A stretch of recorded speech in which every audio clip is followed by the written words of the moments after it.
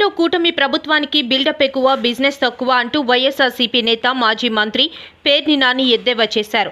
Deputy CM Pawan Kalyan సొంత నియోజకవర్గం పిఠాపురంలో దళితులను వెలివేస్తే ఆయన అసలు పట్టించుకోలేదని, ఇక దళితురాలైన హోంమంత్రి అనిత సైతం ఆ వైపే కన్నెత్తి చూడలేదని ధ్వజమెత్తారు.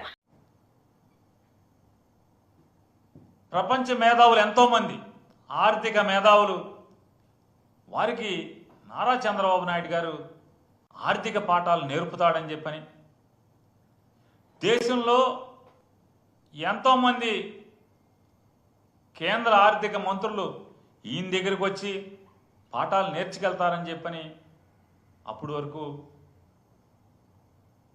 జాకీలు పెట్టి లేపటం. చంద్రబాబు నాయుడు కనుక మనకు ముఖ్యమంత్రిని చేసుకుంటే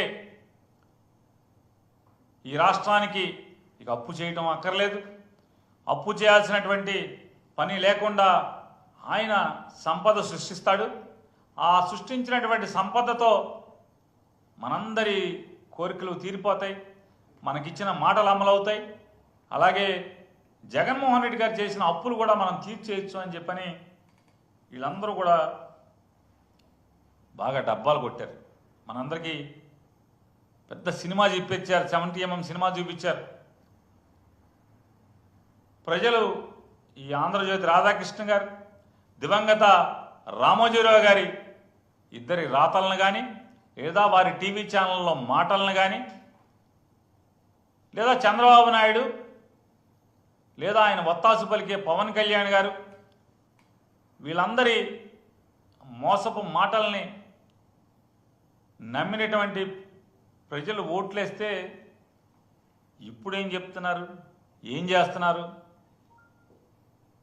తలకు మించినటువంటి అప్పులు చేస్తున్నారు వీళ్ళందరూ కూడా. ఈ అప్పులు ఎంత అంటే అప్పులు చేయడంలో ఎంత సిద్ధహస్తులంటే, 2014కి ఈ రాష్ట్రానికి ఉన్నటువంటి అప్పు 1,40,000 కోట్ల రూపాయలు ఆంధ్రప్రదేశ్ రాష్ట్రం అప్పు అయితే,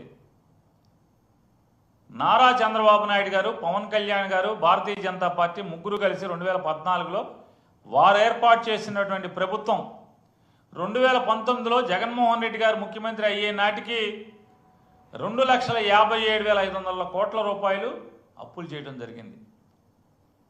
ఈ ముగ్గురు కలిసి నడిపినటువంటి ప్రభుత్వం 2,57,000 కోట్ల రూపాయలని పాతగా ఉన్నటువంటి 5 ఏళ్ల ముందున్నటువంటి 1,40,000 కోట్లకి ఈ అదనంగా చేర్చడం జరిగింది.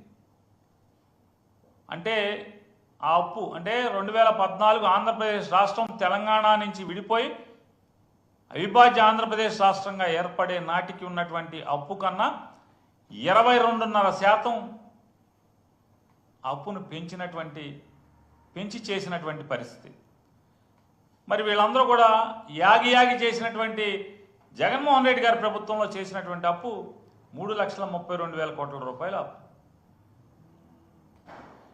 అంటే అప్పుడుకున్నటువంటి జగన్మోహన్ రెడ్డి గారి చేతికి వచ్చినటువంటి ప్రభుత్వం, వారి చేతి ప్రభుత్వంతో పాటు ఆయనకు వచ్చినటువంటి అప్పు మీద 13% మేరకు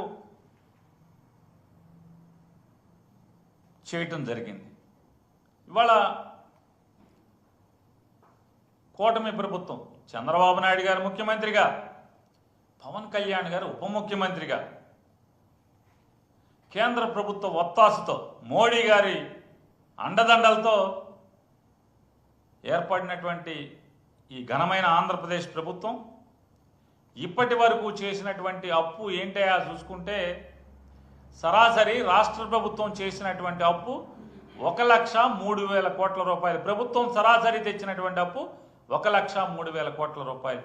ఈ 1,03,000 కోట్ల రూపాయలు కాకుండా వివిధ కార్పొరేషన్ల ద్వారా తెచ్చినటువంటి అప్పు 44,000 పైచిలకు కోట్ల రూపాయలని రాష్ట్ర ప్రభుత్వ కార్పొరేషన్ల ద్వారా అప్పు తేవటం ద్వారా మొత్తం వీళ్ళు చేసినటువంటి అప్పు 1,47,000 కోట్ల రూపాయలు పైబడి.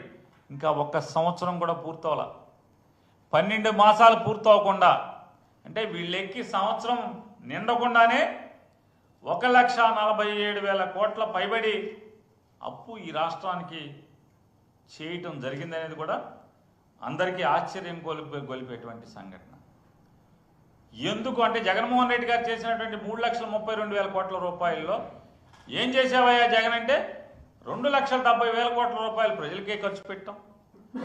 కరోనాలో 30,000 కోట్ల రూపాయలు, కరోనాలో ప్రజల యొక్క ఆరోగ్యాన్ని కాపాడటం కోసం 30,000 కోట్ల రూపాయలు ఖర్చు పెట్టడం జరిగింది. ఈ రాష్ట్ర ప్రజల ఇచ్చిన మాట నెరవేర్చుకోవటం కోసం 2 లక్షల ఉద్యోగాల కల్పన, ప్రభుత్వ ఉద్యోగాల కల్పన చేయడం జరిగింది. ఆ జీతాలు పెరిగినాయి. ఈ రాష్ట్రంలో అనేక 3 పోర్టుల నిర్మాణం శరవేగంగా జరుగుతుంది. ఆ తీసుకున్నది అప్పు జగన్మోహన్ రెడ్డి గారి ప్రభుత్వమే.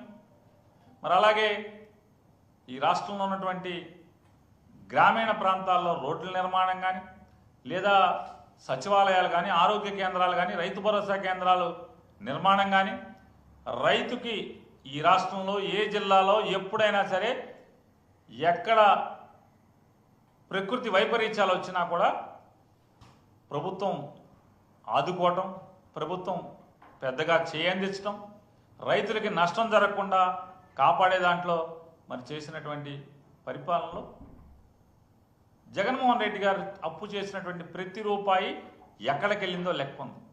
లెక్క